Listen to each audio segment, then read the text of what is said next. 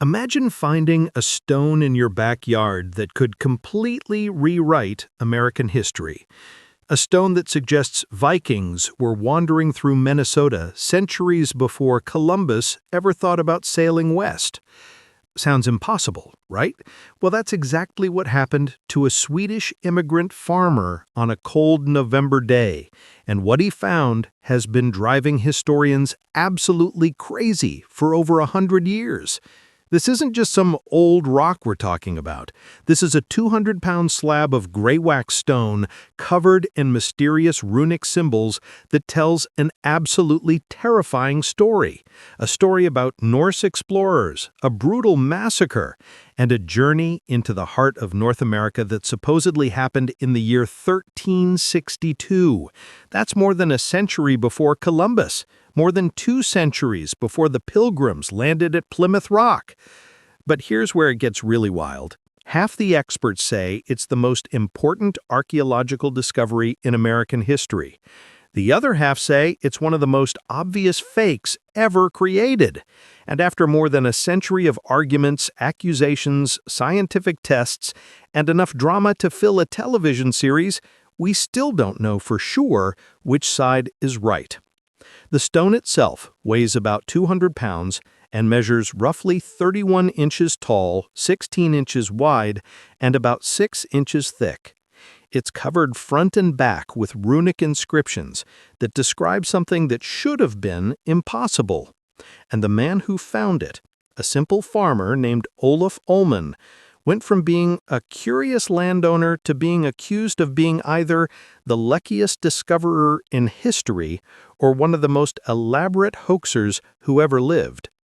So let me take you back to where this whole mystery begins, to a small farming community in Minnesota, to a time when America was still very young and very certain about its own history. Let me tell you about the day that certainty got shaken to its very core.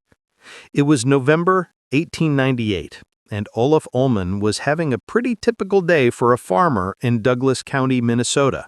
He was clearing land near the small town of Kensington, trying to expand his farm by removing trees and pulling up stumps. His son Edward was helping him, along with a neighbor named Nils Flayton. Just 3 guys doing the hard, sweaty work that farmers did back then. Probably thinking about nothing more exciting than what they'd have for dinner. Ohman was working on removing a poplar tree that was probably about 30 years old, maybe 40. He was digging around the roots, probably cursing the Minnesota clay and the stubborn tree that didn't want to come out of the ground. And then his shovel hit something hard. Not a root, not another rock, something different. Now, finding rocks in Minnesota isn't exactly newsworthy. The whole state is basically one giant rock collection thanks to the glaciers that ground across the landscape thousands of years ago. Farmers hit rocks all the time. Most of them probably developed a special vocabulary just for cursing at rocks. But this rock was different. Even covered in dirt and tangled in tree roots, Ohman could see that this rock had something on it. Marks. Symbols? Letters, maybe? But not like any letters he'd seen before. He called his son and his neighbor over, and the 3 of them managed to work the stone free from the roots. It was heavy, incredibly heavy, and flat like someone had deliberately shaped it. And when they cleaned some of the dirt off, they could see clearly that the entire surface was covered in strange carved symbols, lines and angles and shapes that looked almost like letters but not quite. Some of them looked a bit like the English alphabet, but others were completely foreign. Ohman knew immediately that this was something unusual. He might have been a simple farmer, but he wasn't stupid and he wasn't uneducated. He'd grown up in Sweden, and while he might not have been a scholar of ancient languages, he recognized that these symbols had the look of something old, something Nordic, something from the homeland he'd left behind. The stone was lying flat, And here's something that would become incredibly important later. It was tangled up in the roots of that poplar tree, not sitting on top of the roots, not lying next to the roots, actually entwined with the roots, like the tree had grown around it over many years. The roots had actually grown over the face of the stone, holding it tight against the earth. Ohman took the stone home and showed it to his neighbors. Word spread quickly through the small Swedish immigrant community. Here were people who had left Scandinavia behind to start new lives in America, and suddenly there was this mysterious stone with Nordic symbols turning up in Minnesota farmland. It was exciting. It was strange. It was impossible to ignore. One of the first people to examine the stone carefully was a man named J.P. Hedberg, who was a local school teacher and someone who knew a bit more about history than your average farmer. Hedberg looked at the runes and recognized them as indeed being Nordic in origin. He made a rough translation, and what he read must have made his jaw drop. The inscription told a story, a specific, detailed, terrifying story. It said that 8 Goths and 22 Norwegians were on an exploration journey from Vinland, that they had camp by 2 rocky islands 1 day's journey north from this stone, that they went fishing one day, and when they came back, 10 of their men were red with blood and dead. They prayed to the Virgin Mary to save them from evil. And then it got even more specific. It said they had 10 men by the sea to look after their ships 14 days' journey from this island, and it was dated, year 1362. Let me just pause here for a second, because this is absolutely bonkers. This stone was supposedly telling a story about Norse explorers being in Minnesota in 1362. Minnesota, the middle of North America, nowhere near the coast, nowhere near anywhere that Vikings were supposed to have been. And it was describing what sounds like a pretty horrific attack where 10 men were killed and left bloody. Now, even in 1898, people knew about the Vikings reaching North America. The old Icelandic sagas talked about Leif Erikson in Vinland, which most scholars believed was somewhere on the northeastern coast of North America, probably Newfoundland. But that was supposed to have been around the year 1000, and it was supposed to have been temporary settlements on the coast. The idea that Vikings were traipsing around Minnesota in 1362 was completely and totally insane. But here was this stone, pulled from the ground, telling exactly that story. News about the stone spread beyond the local community pretty quickly. A Norwegian immigrant named Swan Turnblad, who ran a newspaper called Svenska Amerikanska Posten, heard about the discovery and sent someone to make paper copies of the runic inscriptions. The newspaper published these copies, and suddenly the Kensington Runestone wasn't just a local curiosity, it was becoming a phenomenon. Photographs were taken of the stone. Copies of the inscriptions were sent to scholars and experts. And this is where things started to get really messy, because the experts did not agree. They didn't just disagree a little bit, they disagreed so completely and so passionately that the arguments are still going on today, more than 100 years later. The stone eventually made its way to the University of Minnesota, where linguists and historians could examine it more closely. A professor named Olof Ohman looked at it and pretty quickly declared it a fake. He said the runes were all wrong, that they were a mixture of different runic alphabets from different time periods, that the grammar was incorrect, that the whole thing was obviously carved by someone who had a basic knowledge of runes but didn't really understand how they worked. Other experts agreed. They said the runes looked too fresh, too clean, too newly carved to have been sitting in the ground for over 500 years. They said the language was wrong, mixing medieval Norwegian with modern Swedish. They said the numbers in the inscription used Arabic numerals when medieval Norse would have used runic numbers. They said the whole thing was clearly a hoax, probably carved by Swedish immigrants as some kind of joke or maybe to create a tourist attraction. and they had a prime suspect for who might have carved it: Olof Ohman himself. Now, imagine being Ohman at this point. You're a simple farmer, you found something interesting on your land, you showed it to people because you thought it was cool and maybe historically important. And now, important professors from the university are essentially calling you a liar and a forger. They're saying you carved this elaborate fake runestone yourself and then made up a story about finding it tangled in tree roots. Ohman was not happy about this. He insisted repeatedly that he had nothing to do with carving the stone. He said he found it exactly as he described, tangled in the roots of that poplar tree. He said he wouldn't even know how to carve runes if he wanted to. He was just a farmer who happened to find something strange on his property. But the academic establishment had made up their minds. The Kensington Runestone was a fake. Case closed. The stone was returned to Ohman, who apparently got so fed up with the whole thing that he used it as a stepping stone in his granary for the next several years. That's right, this stone that might have rewritten American history spent years being stepped on by farmers carrying grain.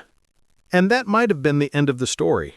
The Kensington Runestone might have spent the rest of eternity as an interesting footnote, a curious hoax, a fake artifact that fooled some local Swedish immigrants for a little while before the experts set everyone straight. Olof Ohman would have gone back to farming, and the stone would have continued its new career as a glorified doorstep. But then a man named Hjalmar Holand entered the picture, and everything changed. Hjalmar Holand was a Norwegian-American historian and writer who was absolutely fascinated by Norse history and the Viking exploration of North America. He was exactly the kind of person who would hear about the Kensington Runestone and become completely obsessed with it.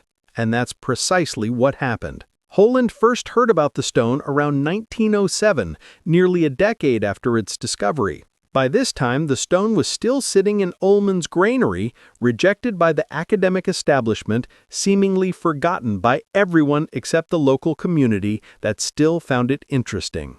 Holand traveled to Minnesota to see the stone for himself, and when he did, he became immediately and completely convinced that it was genuine. Holand saw what the academics had missed or dismissed. He saw an artifact that fit perfectly with known Norse exploration patterns. He saw an inscription that, despite what the critics said, actually made a lot of sense when you understood medieval Norse language and runic writing. He saw evidence that Vikings had indeed traveled much further into North America than anyone had previously believed. And Holand decided to dedicate his life to proving that the Kensington Runestone was real. This wasn't just a hobby for Holand. This became his mission, his obsession, his life's work. He bought the runestone from Ohman in 1907. He studied it extensively. He published books about it. He gave lectures. He became the stone's greatest champion and most vocal defender. For the next 40 years, until his death, Holand fought tirelessly to get the academic establishment to take the Kensington Runestone seriously. And you know what? He actually succeeded in some ways. Holand was persuasive and passionate. He brought the runestone to exhibitions and museums. He got it displayed at the Smithsonian Institution. He convinced a lot of ordinary people and even some scholars that maybe, just maybe, this stone was telling a true story about Norse explorers in medieval Minnesota. Holand's arguments were actually pretty compelling. He pointed out that the runic alphabet used on the stone was consistent with Swedish and Norwegian runes from the 14th century. He explained the grammatical quirks that critics had pointed to as evidence of fakery by showing that they were actually consistent with dialectical variations in medieval Norse language. He addressed the Arabic numerals issue by finding examples of Norse documents from the 14th century that indeed used Arabic numerals. He also developed an elaborate theory about exactly who these Norse explorers were and why they were in Minnesota. According to Holand's research, there was a real historical expedition that could match the runestone's account. King Magnus Eriksson of Sweden and Norway had sent out an expedition in 1355 to search for lost Norse colonies in Greenland that had stopped communicating with Europe. Holand believed that this expedition could have traveled to North America and then ventured inland, eventually reaching Minnesota. It's actually not as crazy as it sounds. The Norse settlements in Greenland had indeed existed and had indeed gone mysteriously silent by the 14th century. An expedition to search for them would have made sense. And if such an expedition reached the North American coast, possibly at Hudson Bay, they could have traveled inland via the waterways. The inscription mentions being 14 days' journey from the sea, which could theoretically place them in Minnesota if they were traveling by boat up rivers and across lakes. Holand even found possible evidence of Norse presence in other locations along the supposed route. There were reports of other runic inscriptions, Norse weapons found in odd places, and various archaeological oddities that might support the idea of a Norse expedition traveling through North America in the 14th century. But the academic establishment remained largely unconvinced. The critics continued to insist that the runestone was a fake, and they continued to point to Olof Ohman as the likely forger, even though Ohman consistently denied any involvement in carving the stone, and even though there was no real evidence that he had the knowledge or skill to create such an elaborate fake. The debate became increasingly heated. Supporters of the runestone's authenticity accused the critics of close-mindedness and of refusing to accept evidence that contradicted their preconceived notions about American history. Critics accused the supporters of wishful thinking and of ignoring obvious signs of fraud because they wanted so badly for the stone to be real. And underneath all of this was an interesting subtext about immigration, identity, and whose history mattered. Many of the runestone's strongest supporters were Swedish and Norwegian immigrants or their descendants. For them, the runestone represented something important. It meant that their ancestors had been in America long before the English colonists, who usually got all the credit for American history. It meant that Scandinavian people had a claim to being early American pioneers. The critics, on the other hand, were often established academics from the eastern United States, people who were quite comfortable with the traditional narrative of American history and who saw the runestone as a threat to that narrative. There was definitely an element of cultural and class conflict woven through the whole debate. The argument raged on through the early 20th century. The runestone was displayed at various exhibitions. It went to the Smithsonian in Washington, where it was shown as a curiosity, though not officially endorsed as genuine. It attracted attention and sparked debates wherever it went. Holand continued to publish books and articles defending its authenticity. Critics continued to publish rebuttals. And then, as the decades passed and new generations of scholars entered the field, something interesting happened. The tools available for studying the runestone changed. Science advanced. New methods of analysis became possible. And some researchers decided to approach the runestone with fresh eyes and new techniques. In the second half of the 20th century, several geological studies were conducted on the runestone. Geologists examined the weathering patterns of the carved runes, trying to determine how long ago they had been carved. This is actually trickier than it sounds because weathering rates depend on all sorts of factors, including climate, the stone's position, whether it was buried or exposed, and the specific composition of the rock. Some of these geological studies seemed to support the runestone's authenticity. A geologist named Newton Winchell examined the stone and concluded that the weathering of the runes was consistent with them being carved in the 14th century, not in the 19th century. He looked at things like the oxidation in the carved grooves and the development of mineral deposits, and concluded that these runes had been exposed to weathering for centuries, not just decades. Other geologists disagreed. They argued that the weathering patterns were inconclusive, or that they could be explained by the stone's time in Ohman's granary, or by natural variations in how different parts of the stone weathered. The geological evidence, like pretty much everything else about the runestone, remained controversial. Linguistic analysis continued as well. Some linguists looked at the inscription and found what they considered to be smoking guns, proving it was a fake. Others looked at the same inscription and found evidence that it was genuine. The runes themselves became the subject of intense scrutiny. Were they authentic medieval runes, or were they copied from a book by someone with limited knowledge? The debate continued. One particularly interesting argument that emerged concerned the specific runic alphabet used. The runestone uses what's called the medieval runic alphabet, which was used in Scandinavia during the Middle Ages. But critics pointed out that knowledge of this alphabet would have been available in books in the late 19th century. Someone like Ohman could theoretically have learned these runes and copied them. Supporters countered that while the basic runic alphabet might have been available in books, the stone used several unusual runic forms that weren't in the standard references available in the 1890s. Some of these unusual runes weren't documented in published sources until after the runestone's discovery, which would suggest that whoever carved them had access to knowledge that wasn't publicly available in 1898. This became one of the most compelling arguments for authenticity. If Ohman or some other 19th century forger had carved the stone, how did they know to use runic forms that scholars didn't document until later? It seemed unlikely that a farmer in Minnesota would have had access to obscure medieval manuscripts that weren't even in university libraries. But critics had an answer for this too.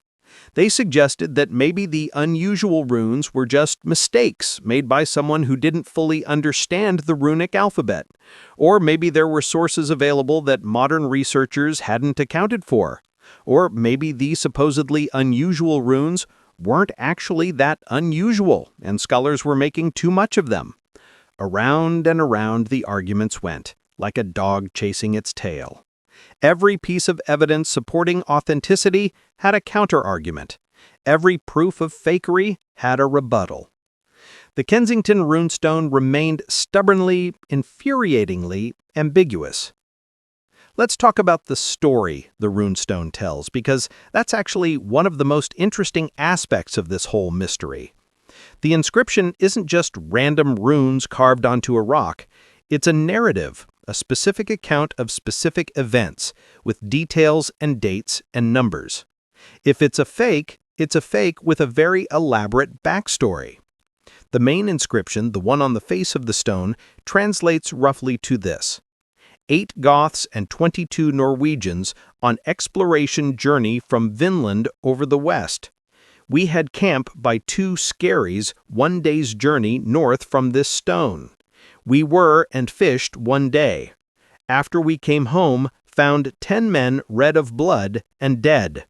Ave Maria, save from evil. The edge of the stone contains additional text that translates to have 10 of our party by the sea to look after our ship 14 days' journey from this island. Year 1362. Let's break down what this is saying because there's a lot packed into these few lines.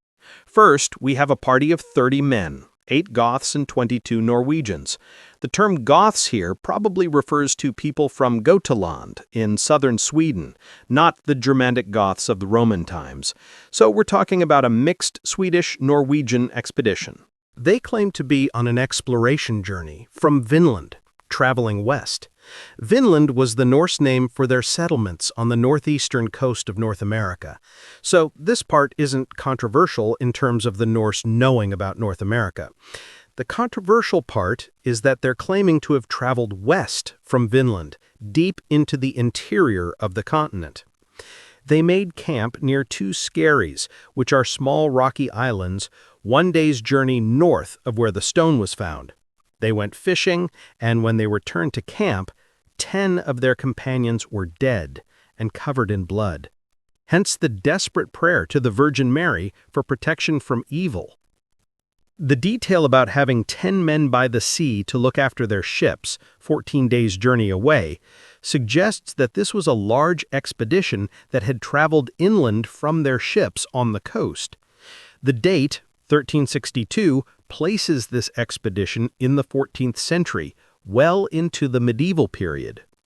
If this story is true, it suggests something absolutely remarkable. It suggests that Norse explorers had not only reached North America, but had explored deep into the interior, traveling the river and lake systems, probably in search of new lands, resources, or possibly those lost Greenland colonies that Holand talked about.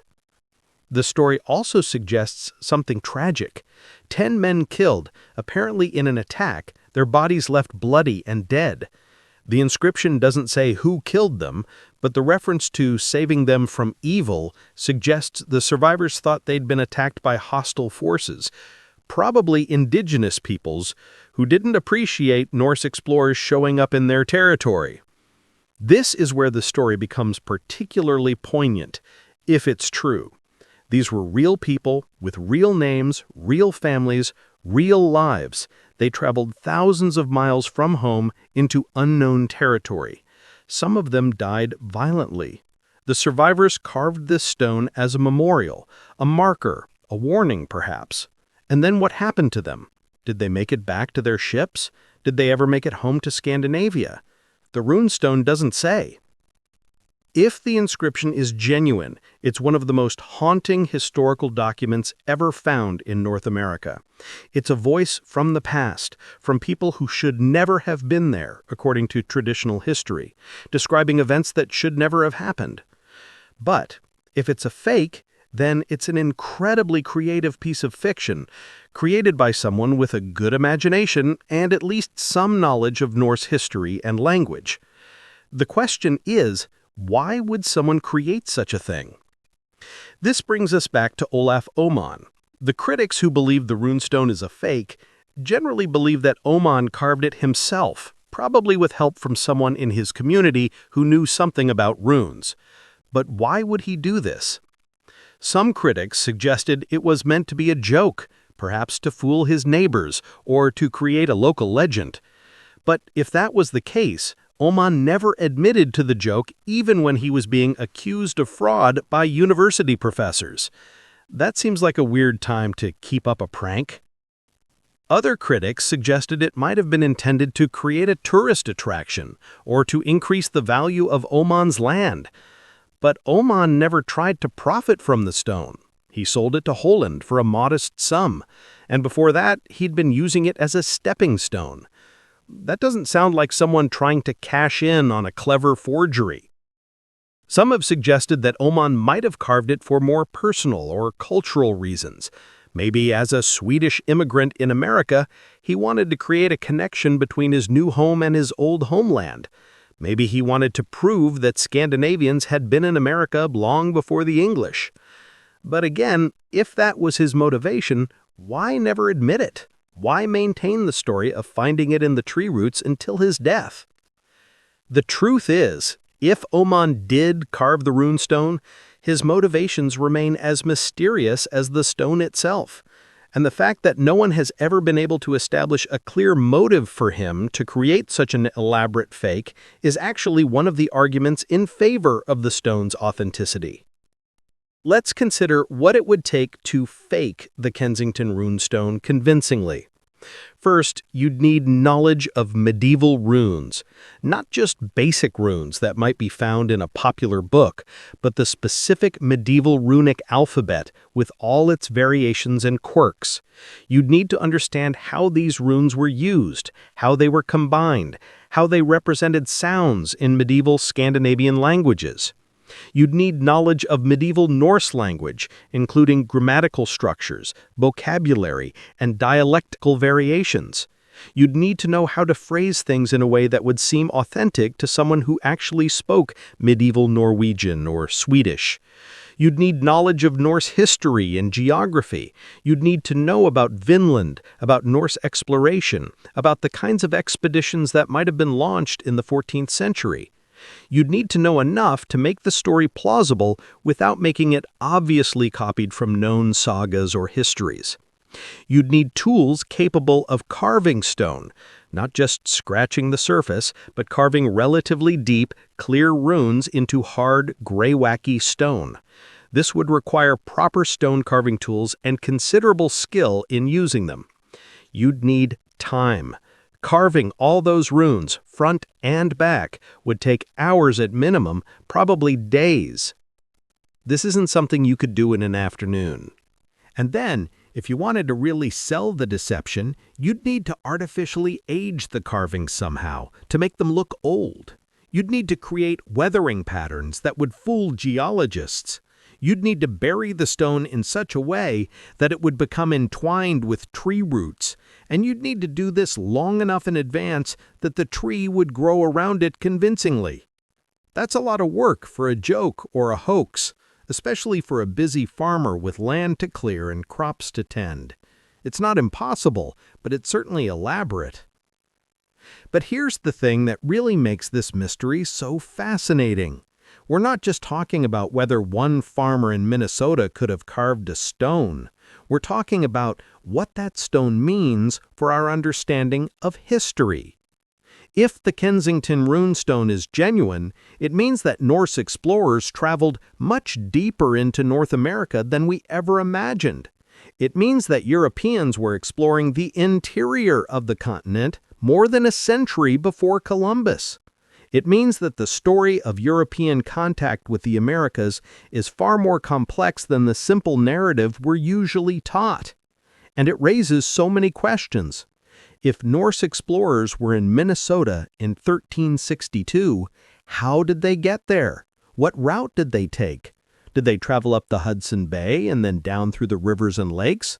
Did they encounter indigenous peoples along the way? What kinds of interactions did they have? What happened to this expedition? Did any of them make it home? Did they establish any settlements? Were there other expeditions that we don't know about? The runestone would open up an entire unexplored chapter of American history. On the other hand, if the runestone is a fake, it tells us something interesting about cultural identity and immigration in late 19th century America. It tells us about how immigrant communities constructed narratives to connect their new homeland with their cultural heritage. It tells us about the power of artifacts to shape how we understand history. Either way, real or fake, the Kensington Runestone is significant. It's significant because of the passionate debates it has sparked, the research it has inspired, the questions it has raised. It's significant because it challenges us to think about how we know what we know about the past and how we evaluate evidence. Now let's talk about some of the specific controversies that have swirled around this stone, because there are some really interesting details that make this mystery even deeper. One of the big questions has always been about the language used in the inscription. Critics have pointed out that the language seems to mix medieval and modern forms, which they say is evidence that it was carved by someone in the 19th century who had incomplete knowledge of how medieval Norse actually worked. For example, some of the words in the inscription use forms that are more similar to modern Swedish than to medieval Norwegian. Critics say this is exactly what you'd expect if a 19th century Swedish immigrant was trying to write in an old style but was influenced by their modern language. Supporters counter that medieval Scandinavian languages were not as standardized as modern languages. There were dialectical variations, regional differences, and individual writing styles that could account for these supposedly anachronistic forms. They argue that we shouldn't expect medieval Norse to look exactly like the reconstructed, scholarly version of the language that modern experts are familiar with. There's also debate about specific word choices.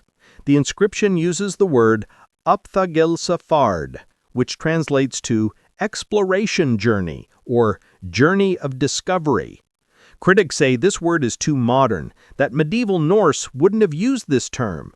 Supporters say that's nonsense, that the component parts of this compound word were all available in medieval Norse, and that creating compound words was a standard practice in Scandinavian languages.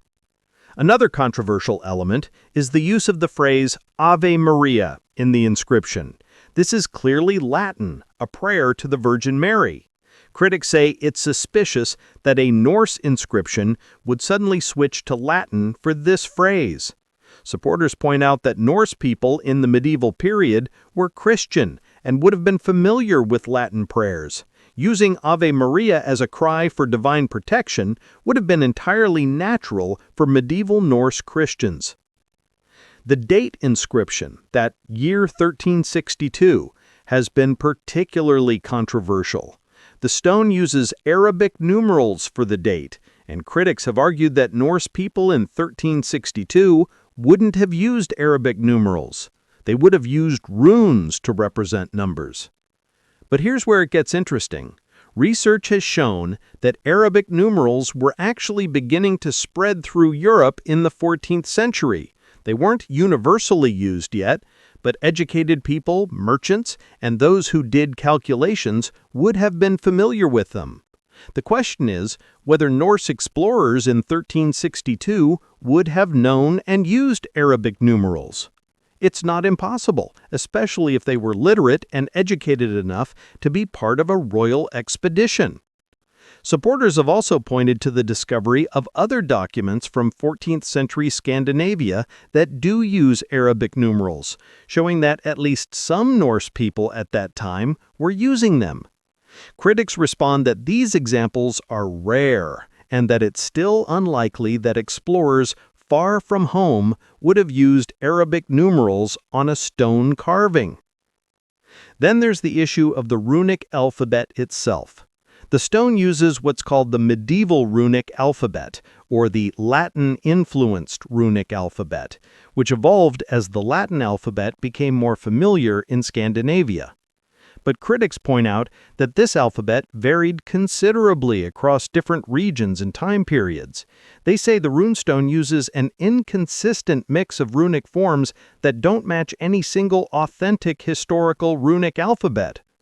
Supporters argue that this criticism assumes runic writing was more standardized than it actually was.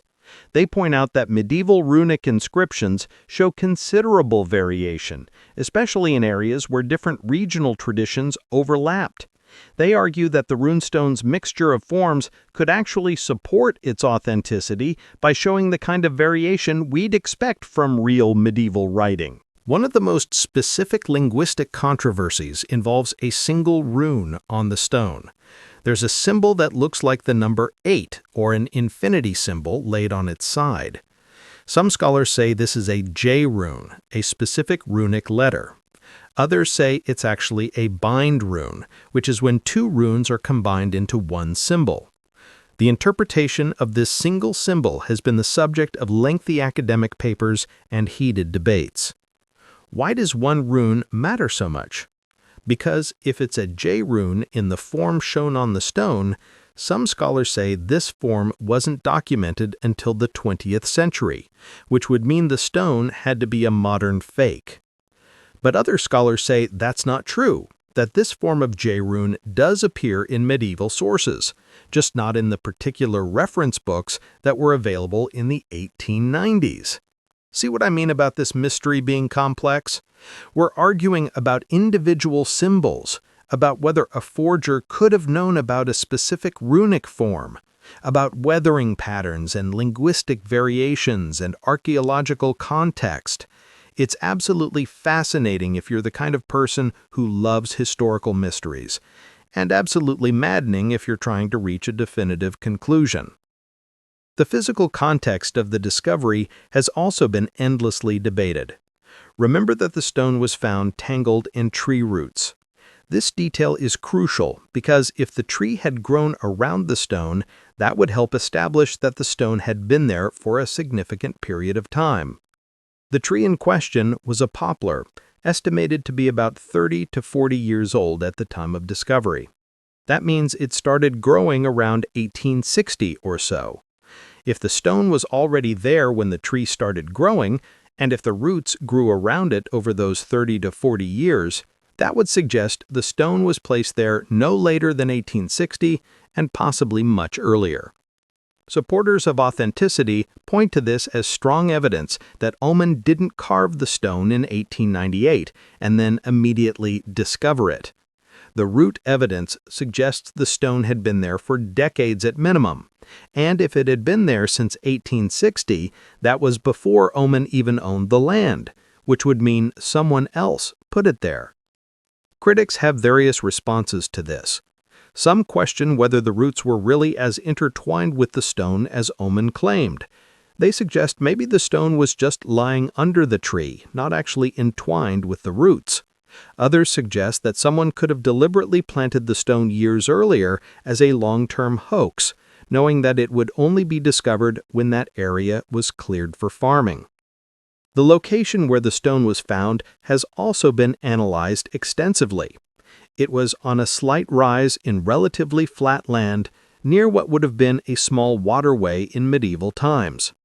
Supporters point out that this matches the description in the inscription about camping near water. The area is also full of lakes and streams, which would have made it accessible via boat from larger water systems. Critics counter that the location doesn't make sense for Norse explorers to have reached. They argue that getting to central Minnesota from any plausible entry point on the coast would have required an incredibly long and difficult journey through territory that would have been occupied by indigenous peoples. Would Norse explorers really have penetrated that far inland? Supporters respond with maps showing possible water routes. If Norse explorers entered through Hudson Bay, which is plausible given Norse sailing capabilities and knowledge of northern waters, they could have traveled south through Lake Winnipeg and the Red River, eventually reaching Minnesota via interconnected waterways. It would have been a long journey, but not impossible. And this brings up another interesting point. If the runestone is a fake created by someone in the 1890s, that person would have needed to think about these geographic details. They would have needed to place the stone in a location that made sense as a stopping point for Norse travelers coming from the northeast. That's a pretty sophisticated level of thinking for a simple farmer trying to create a hoax. Throughout the 20th century, various scientific tests were conducted on the stone, each promising to finally settle the question of authenticity. In the 1940s, scientists examined the stone using techniques available at the time to assess weathering and age. The results were inconclusive, with different experts interpreting the data differently. In the 1970s, a graduate student named Richard Nielsen became interested in the runestone and began conducting his own research. Nielsen was a trained engineer and chemist, not a historian or linguist, which gave him a fresh perspective. He examined the stone using various analytical techniques and concluded that the weathering patterns were consistent with the carvings being several centuries old. Nielsen also conducted extensive linguistic research, becoming something of an expert on medieval Scandinavian languages in the process. He argued that many of the supposedly problematic linguistic features of the inscription were actually consistent with 13th century Norse usage when you accounted for dialectical variations and individual writing styles. Nielsen became one of the strongest modern defenders of the runestone's authenticity, publishing numerous papers and giving presentations arguing for its genuineness. But critics remained skeptical.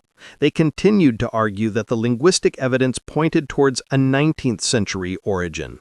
They continued to question the archaeological context of the discovery.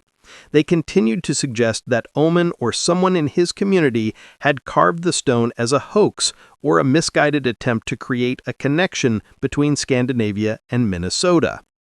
In the 1980s and 1990s, as scientific techniques became more sophisticated, new analyses were conducted. Geologists examined the weathering of the carved runes using microscopic analysis. Some concluded that the weathering was consistent with great age. Others concluded that the weathering could have occurred in just a few decades depending on conditions. One study examined tiny crystals that had formed inside the carved runes. The researchers argued that the formation of these crystals would have taken many decades or even centuries, supporting the stone's authenticity. Critics responded that crystal formation rates are highly variable and that the presence of crystals didn't definitively prove great age. The debates continued into the 21st century. New generations of scholars examined the runestone with new tools and new perspectives. Some came down on the side of authenticity, others remained convinced it was a fake. The mystery refused to be solved. Part of what makes this so frustrating is that many of the key people who could potentially answer our questions are long dead. Olof Ohman died in 1935, maintaining until his death that he had simply found the stone exactly as he described. His son Edward, who was present at the discovery, also maintained the truth of their account. Hjalmar Holand died in 1963, still convinced that the stone was genuine and that he had spent his life defending an important piece of American history. The people who were actually there, who saw the stone in its original context, who could describe exactly how it was positioned and how the tree roots had grown around it, they're all gone now. We're left with their written accounts, their photographs, their testimony, but we can't ask them follow-up questions. We can't interrogate them about details they might have forgotten to mention. This is one of the fundamental challenges of archaeology and historical research. The past is gone. We can't go back and watch what actually happened. We can only examine the evidence that remains and try to interpret it as accurately as possible. And sometimes, as with the Kensington Runestone, the evidence is genuinely ambiguous. Let me share something else that makes this mystery even more intriguing. The Kensington Runestone isn't the only artifact that has been found suggesting Norse presence in North America beyond the coastal areas. There have been other discoveries, other claims, other pieces of evidence that might support the idea of extensive Norse exploration. For example, there's the Maine penny, a Norwegian coin from the 11th century that was found at an archaeological site in Maine. This coin proves that Norse objects did make it to North America, though whether through direct Norse contact or through trade networks with indigenous peoples is unclear. There have been reports of other runic inscriptions found in various locations in North America, though none have been as extensively studied or as well documented as the Kensington Runestone. Some of these have been dismissed as natural rock formations that people misinterpreted. Others have been confirmed as fakes. But a few remain mysterious. There are also various Norse-looking artifacts that have turned up in odd places, axe heads that might be Norse in design, possible boat rivets, items that could be medieval Scandinavian in origin. The problem is that many of these items lack proper archaeological context. They were found by amateurs, not properly excavated, not systematically documented. This makes them impossible to verify or authenticate definitively. Critics argue that the existence of these other dubious artifacts actually undermines the case for the Kensington Runestone. They say it shows that there's a pattern of hoaxes and misidentifications when it comes to supposed Norse artifacts in North America. They suggest that people want so badly to find evidence of Norse exploration that they see Viking artifacts where none exist. Supporters argue the opposite. They say that the multiple reports of Norse-like artifacts suggest there might really have been more extensive Norse presence in North America than mainstream archaeology acknowledges. They argue that these artifacts shouldn't all be dismissed just because they don't fit the conventional narrative. What we do know for certain is that Norse people did reach North America. The archaeological site at Lonso Meadows in Newfoundland has been thoroughly excavated and confirmed as a genuine Norse settlement dating to around the year 1000. This proves beyond any doubt that Vikings crossed the Atlantic and established at least temporary settlements in North America. The question isn't whether Norse people reached America. The question is how far they traveled and for how long. Were the coastal settlements of Vinland the limit of their exploration, or did they venture further, deeper into the continent, exploring the vast network of rivers and lakes that could have provided water routes into the interior? Traditional academic history says the Norse presence in North America was limited to brief coastal settlements that were eventually abandoned. The runestone, if genuine, would dramatically expand our understanding of Norse exploration. But here's where we need to think about the balance of evidence. In archaeology and history, we need to be careful about drawing big conclusions from single pieces of evidence. If the Kensington Runestone were the only piece of evidence for Norse presence in Minnesota, that would be one thing. But it's actually more complicated than that. There are Native American legends from the Minnesota area that speak of encounters with light-skinned strangers who arrived by boat. Now, legends are tricky evidence because they can change over time and can be influenced by later events. But some researchers have argued that these legends might preserve memories of actual Norse visitors. There are also some geographical features in the area with names that might have Norse origins, though this is highly speculative, and most linguists don't find these arguments convincing.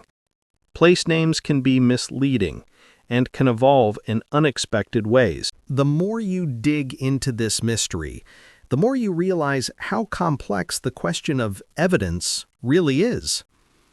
How do we weigh different types of evidence against each other? How much weight should we give to linguistic analysis versus geological analysis? How do we account for the possibility that our modern understanding of medieval Norse might be incomplete? These are not easy questions. They're the kinds of questions that archaeologists and historians wrestle with all the time. And they're the kinds of questions that make the Kensington Runestone such an enduring mystery. I think it's worth considering what would need to happen for the scholarly consensus to shift one way or the other. What evidence would definitively prove the runestone is authentic? And what evidence would definitively prove it's a fake? For authenticity, the ideal would be finding corroborating evidence. Another Norse artifact with clear context in Minnesota or nearby areas. Archaeological evidence of a Norse presence in the region. Documentary evidence from Scandinavia describing an expedition that matches the runestone's account. Any of these would strengthen the case for authenticity enormously. The problem is that absence of such evidence doesn't prove the runestone is fake. Absence of evidence is not evidence of absence, as they say. Norse explorers traveling through Minnesota in 1362 wouldn't necessarily have left much archaeological trace. They weren't building settlements. They were exploring, camping temporarily, traveling light. The kinds of artifacts they might have left could easily have decomposed, been scattered, or simply never been found in the vastness of the landscape. For proving it's a fake, the ideal would be documentary evidence of someone creating the hoax. A diary entry from Ohman saying, "I carved a fake runestone today." A letter from someone in the community describing how they helped create the stone. Testimony from someone who saw it being carved. Any direct evidence of hoaxing would settle the matter. But again, absence of such evidence doesn't prove authenticity. Maybe Ohman was just smart enough not to write down his hoax. Maybe any evidence that did exist has been lost over the past century. Maybe there were co-conspirators who took the secret to their graves. This is why the mystery persists. The evidence on both sides is suggestive but not definitive. The arguments on both sides are compelling, but not conclusive. We're stuck in this fascinating limbo where both possibilities seem plausible, but neither can be proven beyond reasonable doubt. And maybe that's okay. Maybe not every mystery needs to be solved.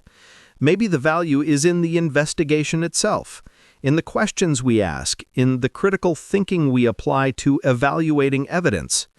The Kensington Runestone has inspired countless people to think about history, to learn about the Vikings, to consider how we know what we know about the past. That has value regardless of whether the stone is ultimately proven genuine or fake. But I know that's not a satisfying answer if you want to know the truth. I want to know the truth too. I want to know if those Norse explorers really were in Minnesota in 1362. I want to know what happened to them. I want to know if that terrifying story about 10 dead men is true. So let's think about this from different angles. Let's consider the psychological aspects of this mystery. If Olof Ohman did carve this stone, what was going through his mind? Imagine you're a Swedish immigrant in Minnesota in the 1890s. You left your homeland behind to start a new life in America. You're working hard, clearing land, building a farm. You're part of a small Swedish community surrounded by a larger American culture that sometimes looks down on immigrants. Would you have reason to want to create a connection between your old homeland and your new one? Would you want to prove that Scandinavians had been in America long before the English? Would you want to create something that would make your community feel proud and important? These are human motivations that we can understand. Creating the runestone could have been an act of cultural pride, a way of saying, we belong here too, we were here first. It could have been a kind of artistic expression, a creative work that blended history and legend and personal identity. But here's the thing. If that was Ohman's motivation, he never got to enjoy the recognition. He was accused of being a fraud. He was called a liar by important academics. He saw his discovery rejected and ridiculed. If he created the runestone for personal or cultural reasons, the experience must have been deeply disappointing and hurtful. And he never cracked. He never admitted to carving it. He maintained his story of finding it until he died. That's either the behavior of someone telling the truth, or it's the behavior of someone incredibly stubborn who refused to admit to a hoax even when it would have ended the accusations and cleared the air. We'll never know what was in Ohman's heart. We'll never know if he was a simple farmer who stumbled onto an amazing historical artifact, or a clever hoaxer who created one of the most enduring archaeological mysteries in American history. Let's also think about this from the perspective of the supposed Norse explorers. If the runestone story is true, these people had an incredible adventure and a terrible tragedy. They traveled from Scandinavia to North America, which by itself was a remarkable feat of navigation and seamanship.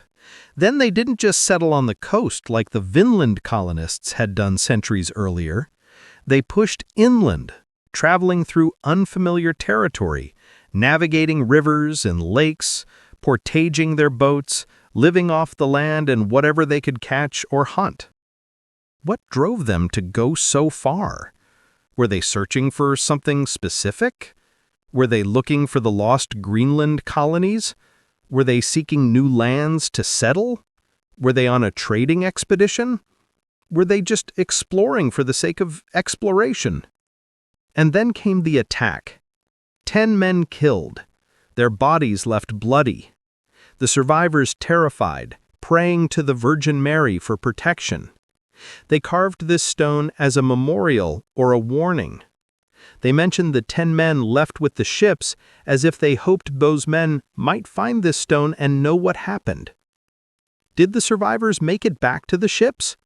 Did they ever make it home? If they did make it home, why isn't there any record in Scandinavia of this expedition?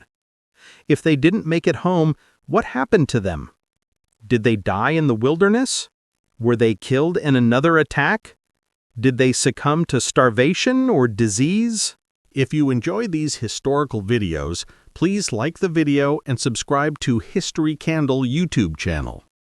The stone tells us about one terrible day but leaves so many questions unanswered.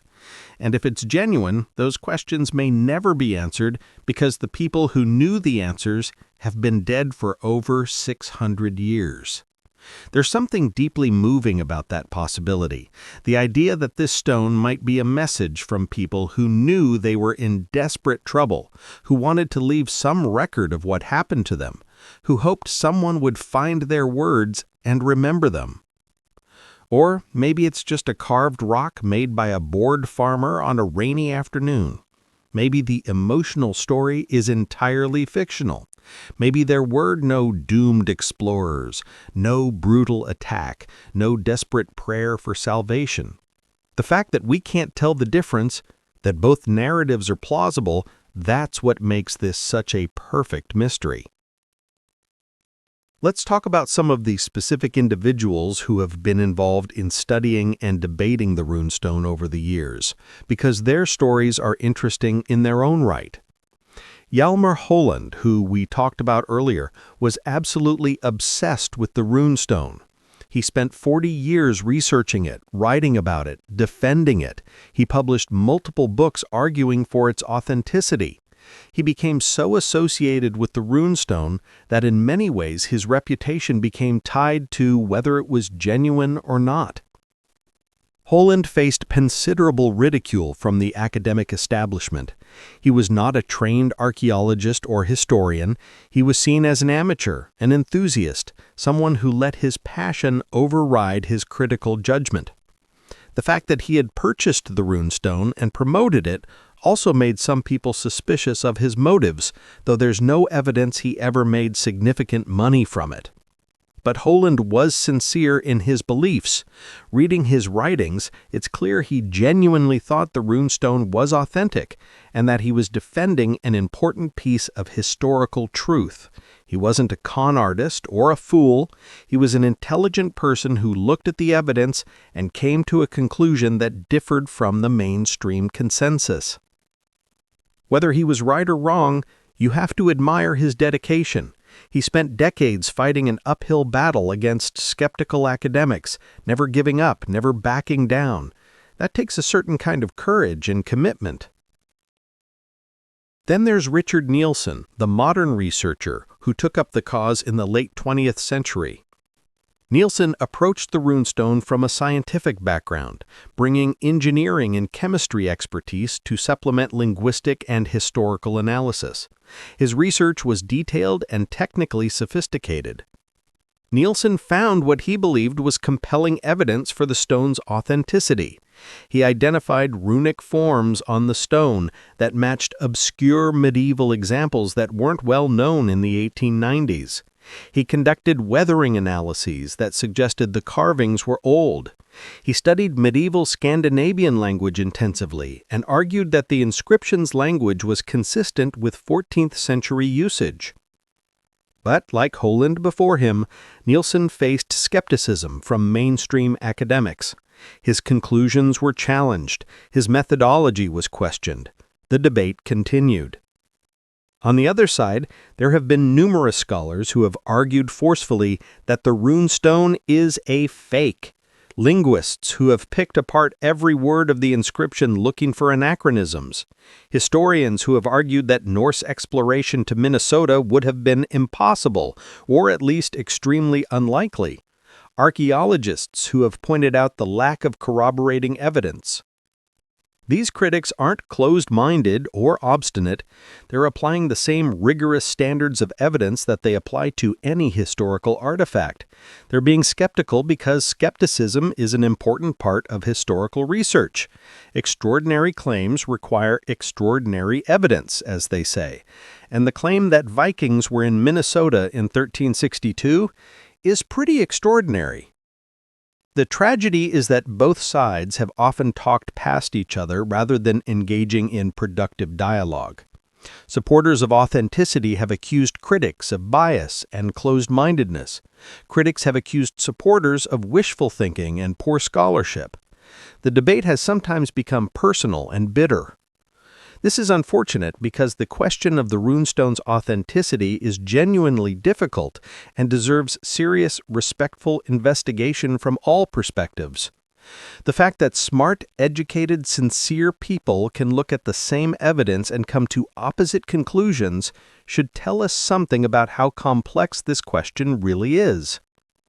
In recent years, there have been some attempts to find middle ground or new approaches to the question. Some scholars have suggested that maybe the runestone is neither completely genuine medieval artifact nor a deliberate hoax. Maybe it's something in between. One theory is that the runestone might be a 19th century creation, but not a hoax in the traditional sense. Perhaps someone in the Swedish immigrant community created it as a kind of historical fiction or artistic expression, not intending to deceive anyone, but rather to tell a story about Norse exploration. Maybe it was later discovered and people mistakenly thought it was genuine. Another theory is that the runestone might be based on a genuine Norse artifact that was damaged or incomplete, and someone in the 19th century added to it or restored it, inadvertently creating something that mixed genuine ancient elements with modern additions. These middle ground theories are interesting because they try to account for some of the contradictory evidence. They might explain why some aspects of the stone seem authentically medieval, while others seem suspiciously modern. But, like everything else about the runestone, these theories are speculative and can't be proven definitively. The Kensington Runestone today resides at the Runestone Museum in Alexandria, Minnesota. It's been there since 1958, housed in a special climate-controlled display. The museum attracts thousands of visitors every year, people who want to see this mysterious artifact for themselves. The museum presents both sides of the debate about the stone's authenticity, acknowledging that the question remains unresolved. Visitors can read about the arguments for and against, can examine photographs and replicas, can learn about the history of the stone's discovery and the century-long controversy it sparked. The stone itself is impressive to look at. 200 pounds of dark gray stone covered in mysterious symbols. You can see why Ohman and his neighbors were excited when they first found it. You can see why it's captured people's imaginations for over a century. There's something powerful about standing in front of an object that might be a window into a lost chapter of history, or might be an elaborate creation by someone in the recent past. The museum also displays information about Viking history, Norse exploration of North America, and medieval Scandinavian culture. Even if you're not convinced the runestone is genuine, visiting the museum is a fascinating experience that teaches you a lot about Norse history and the complexity of archaeological interpretation. Alexandria has somewhat embraced its connection to the runestone. There's a giant Viking statue in town. Local businesses have Viking-themed names and decorations. The town has made the runestone part of its identity, regardless of whether it's authentic. It's become a part of local culture and heritage. This raises interesting questions about what authenticity means in a broader sense. Even if the runestone is a 19th century creation, it's now over a century old itself. It's a historical artifact in its own right, even if it's not the medieval artifact it claims to be. It has its own history of discovery, controversy, research, and cultural impact. That history is real and important, regardless of when the runes were carved. There's also something to be said for the way the runestone has inspired people. It's gotten people interested in Norse history. It's sparked countless research projects and academic debates. It's made people think about how we evaluate historical evidence. It's brought attention to the genuine Norse exploration of North America that we know happened at Lonso Meadows. All of that has value. But of course, if it's a fake, that creates problems too. It means people have been misled. It means research time and energy has been spent on something that isn't real. It means we've been distracted by a forgery when we could have been studying genuine artifacts and genuine history. There's no easy resolution to these tensions. The runestone is important whether it's real or fake, but for very different reasons depending on which it is. Let me tell you about one more recent development that added another layer to this mystery. In the early 2000s, a researcher named Scott Wolter became involved in studying the runestone. Wolter is a geologist and forensic investigator who has worked on various archaeological mysteries. Wolter conducted extensive geological analysis of the runestone, examining the weathering patterns, the mineral deposits in the carved grooves, and the overall condition of the stone. His conclusion was that the weathering patterns were consistent with the carvings being several centuries old, not just a century old. Wolter also claimed to find evidence of tool marks in the carvings that matched medieval Scandinavian stoneworking techniques rather than 19th century American techniques. He argued that whoever carved these runes used tools and methods that wouldn't have been available or known to a farmer in the 1890s Minnesota. His work generated considerable attention and reinvigorated the debate about the runestone's authenticity. Supporters of authenticity pointed to Wolter's findings as strong new evidence. Critics questioned his methodology and interpretations. Wolter went on to become a controversial figure in alternative archaeology, hosting a television show and writing books about various archaeological mysteries.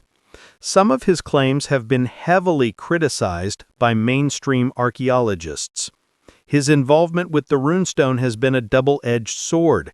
It brought new attention to the stone, but it also associated the stone with the controversial world of alternative archaeology, which may have made mainstream academics even more skeptical.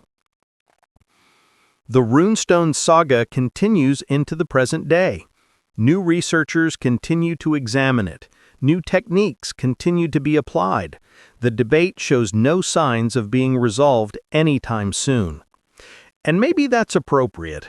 Maybe the Kensington Runestone is destined to remain mysterious, to remain controversial, to remain frustratingly ambiguous. Maybe that's its nature and its purpose. But let me ask you something. What do you think? Having heard the evidence on both sides, having considered the arguments for authenticity and the arguments for forgery, where do you stand? Do you think Norse explorers really made it to Minnesota in 1362? Or do you think someone in the late 19th century created an elaborate hoax? What's your gut instinct telling you about this mystery? Think about it not just as a historical question, but as a human question. Think about Olof Ohman standing in his field looking at this stone he'd just pulled from the ground.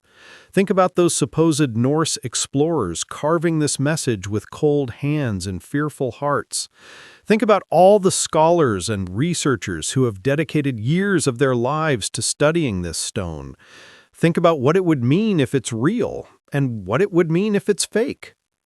History is full of mysteries like this, questions we can't answer definitively, evidence that points in multiple directions, stories that might be true or might be legends or might be deliberate fabrications. Learning to live with uncertainty, learning to evaluate evidence critically while remaining open to surprising possibilities, that's an important skill not just for understanding history, but for navigating the world. The Kensington Runestone teaches us that things are rarely as simple as they first appear. It teaches us that expertise doesn't always lead to consensus. It teaches us that passionate belief doesn't equal truth, but neither does skeptical dismissal. It teaches us to ask questions, to demand evidence, but also to remain humble about how much we really know.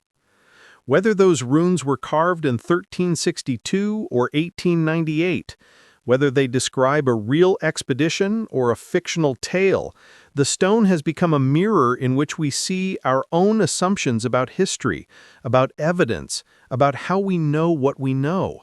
And that might be its greatest value. Let me tell you about one more aspect of this story that I find particularly fascinating. The Kensington Runestone is not unique in being a controversial artifact.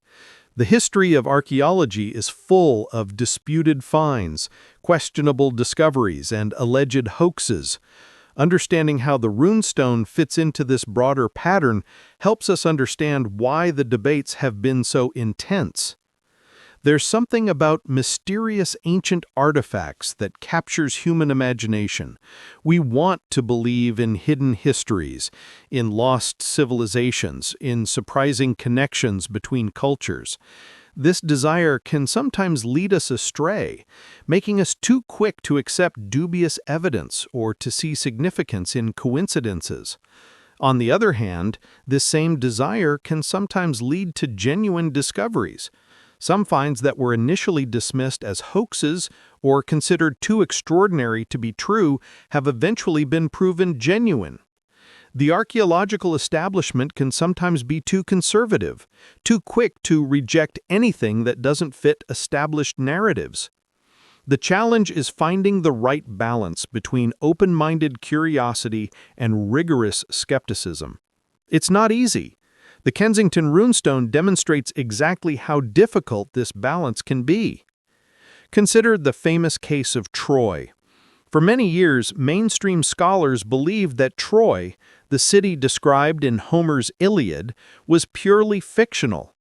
Then Heinrich Schliemann excavated what he believed to be the site of Troy in Turkey, and eventually, with more sophisticated archaeological techniques, scholars confirmed that yes, there really had been a city at that location that could plausibly be Homer's Troy. Or consider the case of Viking exploration of North America. Before the excavation of Lons O Meadows, many scholars were skeptical about whether Vikings really had reached North America. The Icelandic sagas that described Vinland were considered to be probably fictional or at least heavily embellished. Then, archaeologists found clear evidence of a Norse settlement in Newfoundland, proving that yes, Vikings really had been in North America. These cases show that sometimes the extraordinary claim turns out to be true. Sometimes the artifact that seems too good to be true is actually genuine. Sometimes the traditional narrative of history is wrong and needs to be revised. But for every genuine discovery that overturns conventional wisdom, there are dozens of fakes, hoaxes, and misidentifications. For every real Troy, there are countless fraudulent artifacts and imaginary ancient civilizations. The challenge is telling them apart. The Kensington Runestone exists in this difficult space. It could be a genuine artifact that's been unfairly dismissed by a skeptical establishment, or it could be exactly what the critics say, an elaborate 19th century fake. We don't have enough evidence to say for certain either way. What we do know is that authentic Norse exploration of North America happened. Lons O Meadows proves it beyond any doubt. The question is just how far that exploration extended. Did the Norse stick to coastal areas, or did they venture inland? Did their exploration end around the year 1000, or did it continue for centuries afterward? The runestone, if genuine, would answer these questions dramatically. It would show that Norse exploration was far more extensive than we thought, that Vikings traveled deep into the North American interior, that they were still exploring the continent in the 14th century. That would be a huge revelation. But the runestone stands almost alone as evidence for this expanded Norse presence. There's no clear corroborating evidence, no other artifacts with solid provenance, no archaeological sites that definitively show Norse occupation in the interior of North America. This is why so many scholars remain skeptical. In archaeology, we generally want multiple lines of evidence pointing to the same conclusion. A single artifact, no matter how impressive, is rarely enough to establish a major historical claim. The runestone, being a single artifact with a somewhat questionable discovery context, faces an uphill battle for acceptance by mainstream archaeology. But absence of evidence is not always evidence of absence. Maybe other evidence of Norse interior exploration exists but hasn't been found yet. Maybe the Norse traveled light and left little trace. Maybe evidence that did exist has been lost to time, destroyed by weathering, or simply hasn't been recognized for what it is. This is the fundamental problem with trying to prove or disprove the runestone's authenticity. Both the hypothesis that it's genuine and the hypothesis that it's fake can account for the evidence we have. Neither hypothesis is clearly superior to the other based on the available data. Scientists and philosophers call this an underdetermined problem. The evidence doesn't determine a unique solution. Multiple different explanations are consistent with what we observe. In such cases, we have to rely on judgment calls about which explanation is more likely, more parsimonious, more consistent with background knowledge. But these judgment calls can differ between reasonable people. Some people look at the runestone and think the most likely explanation is that it's a 19th century creation, probably by Ohman or someone in his community, because hoaxes and misidentifications are common and because the linguistic and contextual oddities are easier to explain if it's a modern fake. Other people look at the same stone and think the most likely explanation is that it's genuine, because creating such an elaborate and linguistically sophisticated fake would have been difficult in the 1890s, because the geological evidence suggests age, and because the discovery context with the tree roots suggests the stone had been in place for many decades. Both of these positions are reasonable given the available evidence. This is why the debate has continued for so long and why it's unlikely to be resolved without new evidence. What would new evidence look like? Well, the ideal would be finding clear Norse artifacts in the Minnesota area with unimpeachable archaeological context. If archaeologists excavated a site and found Norse tools, Norse-style metalwork, or other clearly Scandinavian objects in a context that could be reliably dated to the medieval period, that would strongly support the runestone's authenticity. Alternatively, finding documentary evidence from Scandinavia about a 14th century expedition to North America that matches the runestone's account would be compelling. If researchers discovered a medieval Norse manuscript describing an expedition that traveled to Minnesota in 1362, that would be extraordinary supporting evidence. On the other side, finding clear evidence of a 19th century hoax would settle the question in the other direction. A contemporary account of someone carving the stone or documents showing that Ohman or others had access to the specific runic knowledge needed to create the stone would be strong evidence for forgery. But absent such new evidence, we're left where we've been for over a century, with a fascinating, controversial, frustratingly ambiguous artifact that refuses to clearly declare its own authenticity or fraudulence.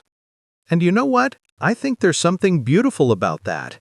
The Kensington Runestone forces us to confront the limits of our knowledge.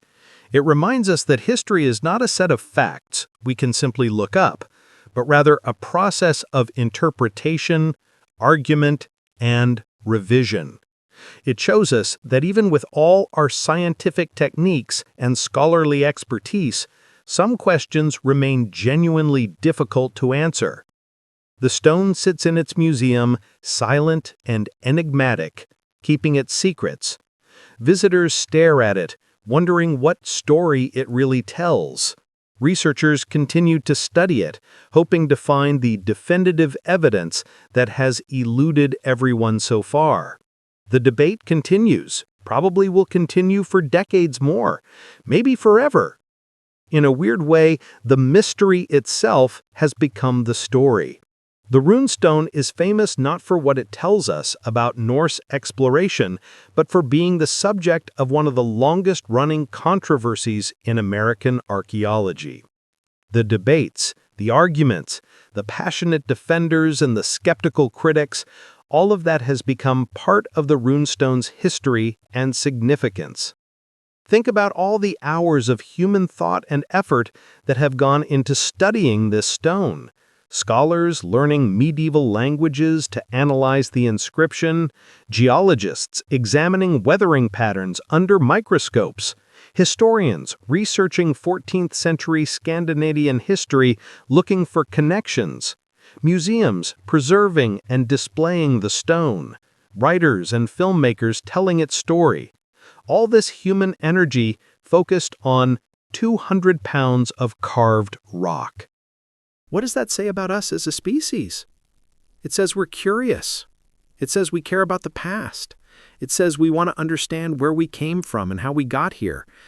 It says we're willing to invest enormous effort in trying to solve mysteries even when the practical benefits are unclear. It says we value truth, or at least we value the pursuit of truth. The Kensington Runestone may never tell us definitively whether Vikings explored Minnesota in 1362. But it has definitely told us something about ourselves, about our relationship with history, about how we evaluate evidence and construct narratives about the past. And maybe that's enough. Maybe the value of a mystery isn't always in solving it, but in what we learn from the attempt. Let me take you back one more time to that November day in 1898. Olof Ohman is working in his field with his son and his neighbor. They're clearing land, doing hard physical work under the gray Minnesota sky. They're thinking about practical things, getting this tree out of the ground, finishing before dark, what needs to be done tomorrow. The shovel hits something hard, a rock, probably another rock, because Minnesota is full of rocks, and farmers hit them constantly. But this rock is different. When they clear away the dirt, they see something that shouldn't be there. Symbols, letters, runes. Something carved deliberately, something that speaks of human hands and human intention. In that moment, before any debates or controversies or scientific analyses, there's just wonder. There's the pure human experience of finding something mysterious, something that doesn't make sense in the ordinary world of farming and weather and daily routines. Something that whispers of other times, other people, other stories. Maybe Ohman carved it himself, and this whole discovery scene is fiction. Maybe those Norse explorers really did carve it in 1362 before some terrible fate befell them. We may never know for sure. But in that moment of discovery, real or staged, there's something profound. The past and the present touch. A carved stone emerges from the earth carrying meaning, carrying questions, carrying the weight of time. That's what artifacts do, whether they're genuine ancient relics or modern fakes. They connect us to other times, other people. They make us think about the long arc of human history. They remind us that we're part of a story much larger than ourselves. The Kensington Runestone has been doing that for over 100 years now. It's made people think about Vikings and exploration and courage and tragedy. It's made people think about evidence and truth and how we know things. It's made people argue and research and wonder and imagine. Real or fake, medieval or modern, the stone has accomplished something remarkable. It's made us care. It's made us curious. It's made us engage with history in an active, questioning way, rather than just passively accepting whatever we're told. And that might be the greatest gift a mysterious artifact can give us. Not answers, but questions. Not certainty, but curiosity. Not the end of investigation, but the beginning. The mystery of the Kensington Runestone continues. New researchers will examine it, new techniques will be applied, new arguments will be made. The debate will go on, as it has for over a century, as it likely will for decades more. Maybe someday, Someone will find the definitive evidence that settles the question once and for all.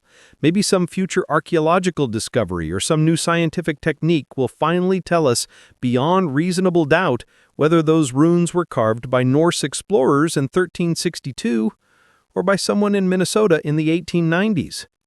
Or maybe not. Maybe this mystery is one that will never be fully solved. Maybe the Kensington Runestone will remain forever in that fascinating space of uncertainty, that place where both possibilities seem plausible, but neither can be proven.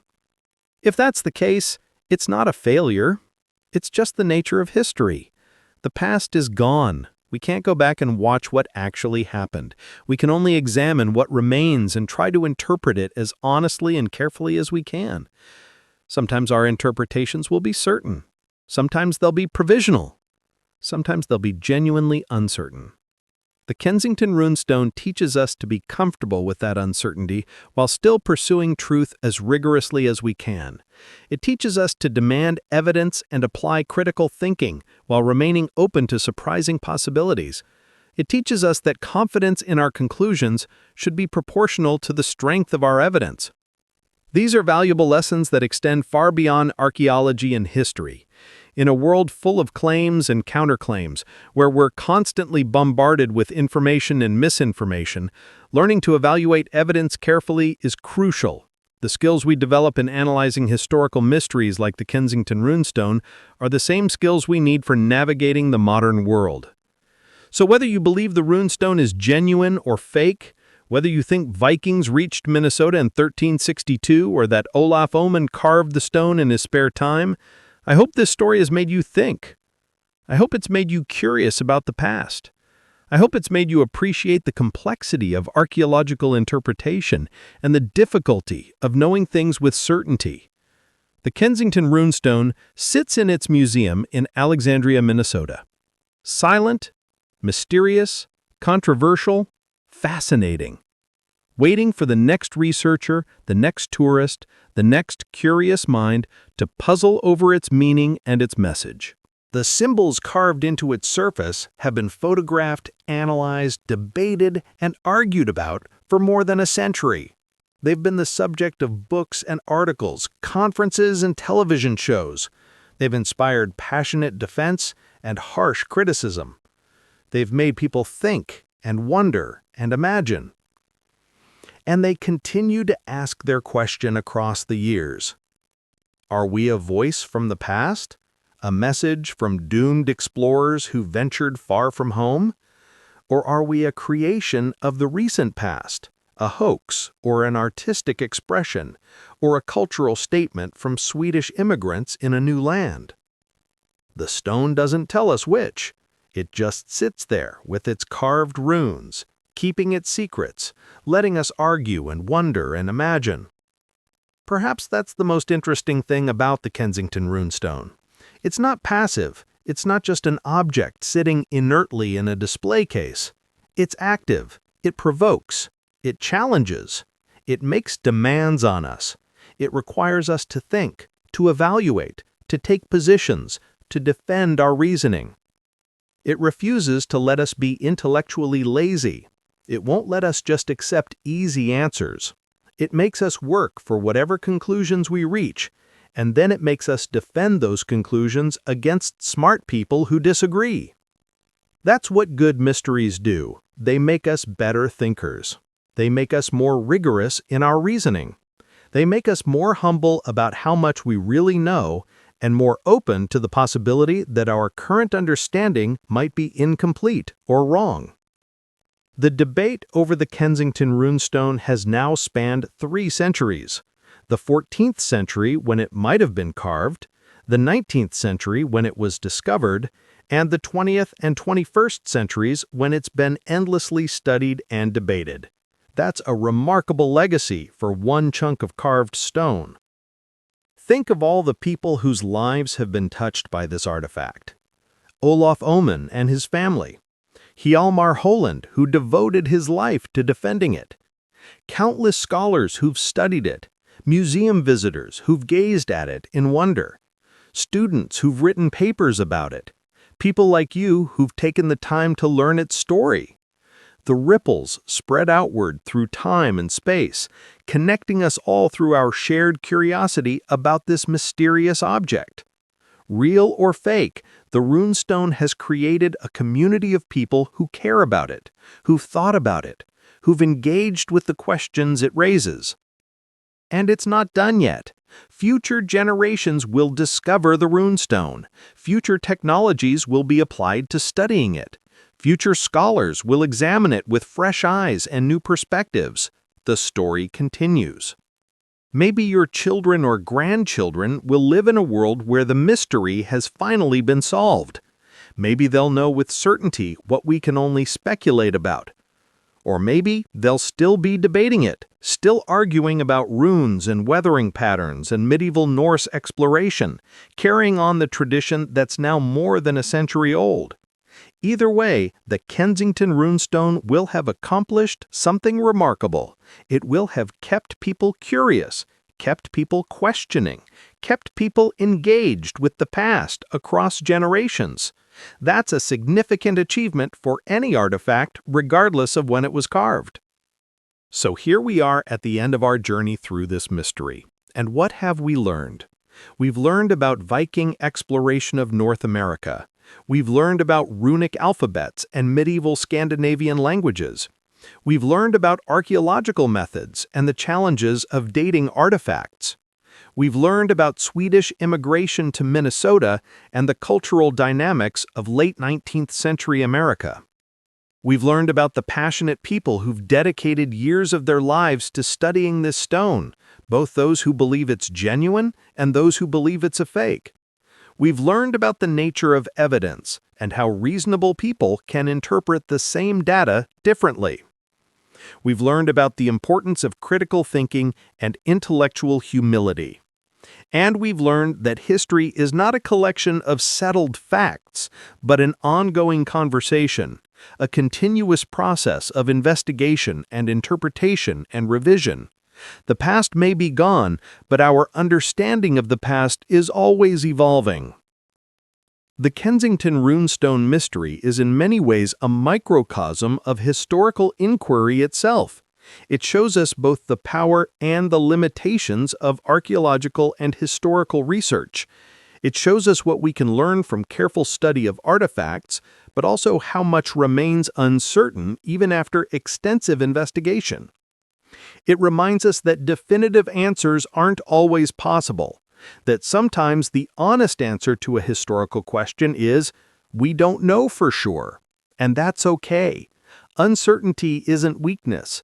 Acknowledging what we don't know is a sign of intellectual strength, not weakness.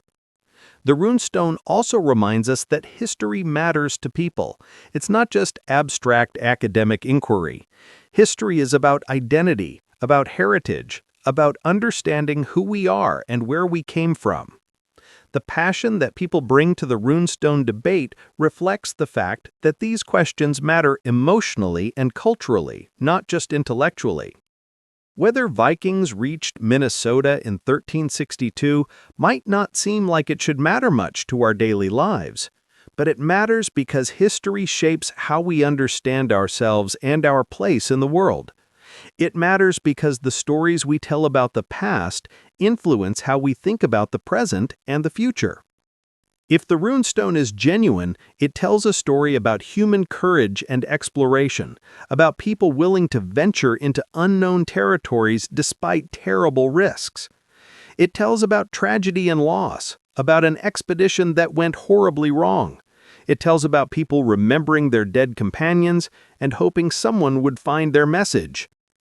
If the runestone is a fake, it tells a different but still interesting story. It tells about cultural identity and immigration, about people trying to create connections between their old homeland and their new one. It tells about creativity and perhaps deception, about someone skilled enough to create a convincing artifact that would fool experts for decades. Either story has meaning. Either story teaches us something about human nature and human history. The truth is, we may never know which story is the right one. We may have to live with this mystery unsolved. and maybe that's appropriate. Maybe some mysteries are meant to remain mysterious. What we can do is continue to investigate rigorously, continue to apply the best tools and techniques available, continue to think critically about the evidence. We can continue to debate respectfully, acknowledging that smart, honest people can disagree about how to interpret ambiguous evidence. We can appreciate the mystery for what it is, a window into the past that shows us something important even if we can't quite make out all the details. We can learn from it, even if we can't solve it definitively. The Kensington Runestone has been teaching us for over 100 years. It's taught us about Norse history and archaeological methods. It's taught us about evidence and interpretation. It's taught us about passion and dedication and intellectual humility. It's taught us that the past is not as simple or as settled as we sometimes imagine. And it will continue teaching future generations, regardless of whether its ultimate authenticity is ever determined. The mystery itself has become valuable, has become worthy of study and thought. So, as we leave the runestone in its museum, as we step back from the debates and the analyses and the competing interpretations, what should we take away from this story? Take away curiosity. Let the runestone remind you that the past is full of mysteries waiting to be explored, questions waiting to be asked, stories waiting to be uncovered. Take away critical thinking. Let the runestone teach you to evaluate evidence carefully, to consider multiple perspectives, to proportion your confidence to the strength of the evidence. Take away appreciation for expertise. The scholars who've studied the runestone, whether they believe it's genuine or fake, have brought impressive knowledge and analytical skills to the question. Their work matters, even when they disagree with each other. Take away intellectual humility. Let the runestone remind you that certainty sometimes is unwarranted, that acknowledging uncertainty is honest and important, that being wrong is part of learning. Take away wonder. Let yourself be amazed by the possibility, however uncertain, that Vikings might have reached Minnesota in 1362. Let yourself imagine what that journey would have been like, what courage it would have required, what tragedies and triumphs those explorers might have experienced. Take away engagement with the past. Let the runestone inspire you to learn more about history, to visit museums, to read about archaeological discoveries, to think about the long arc of human experience that connects ancient peoples to us today. And take away respect for mystery. Not everything can be explained. Not every question has a clear answer. That's not a flaw in our knowledge, it's a feature of reality. The universe is complex, and the past is gone. Some mysteries may never be fully solved, and that's okay. The Kensington Runestone will continue to sit in its museum, will continue to puzzle and fascinate visitors, will continue to inspire debates and research and wonder. Its story is not over. New chapters will be written by future scholars, future technologies, future discoveries. Maybe someday the mystery will be solved definitively. Maybe new evidence will emerge that makes the stone's authenticity or fraudulence clear beyond reasonable doubt. Maybe some future technique we can't even imagine yet will finally give us the answers we seek. Or maybe not. Maybe the runestone will remain forever what it is now, a fascinating, controversial, and enduringly mysterious artifact that teaches us as much through its ambiguity as it would through certainty. Either way, the runestone has earned its place in the story of American archaeology and the history of Norse exploration. Real or fake, medieval or modern, it matters. It's made us think. It's made us question.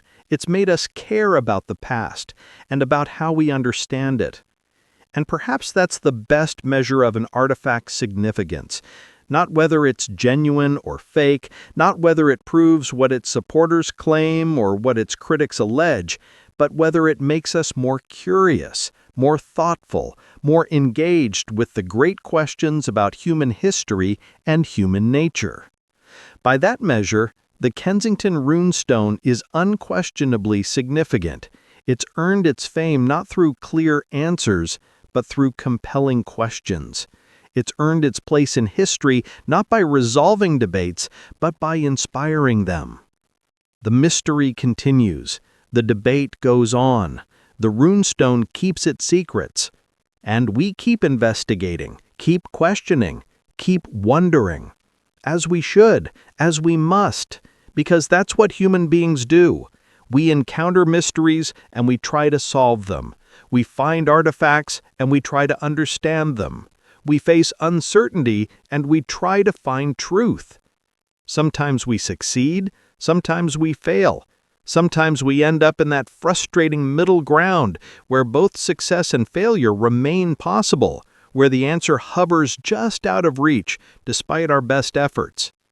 The Kensington Runestone lives in that middle ground.